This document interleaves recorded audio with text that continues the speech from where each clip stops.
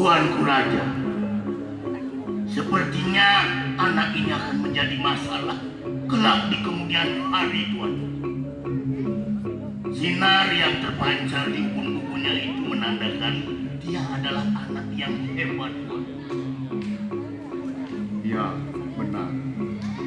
Itu adalah anakku, Patik. Anak dari rahim Silupas. Tidakkah tuanku merasa cemas? Kelak dia akan bermasalah dengan putra mahkota. Aku sudah memikirkan itu, Patik. Tetapi aku tidak tahu apa yang harus aku lakukan.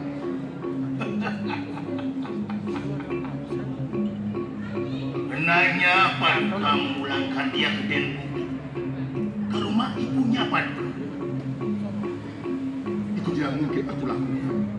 Dia masih sangat belia, Patik. Apakah tuanku akan membiarkan dia tinggal dewasa di sini? Saya rasa lebih cepat, lebih baik, Paduka. Aku tidak bisa berbuat apa-apa, Patik. Tinggalkan aku sendiri di sini.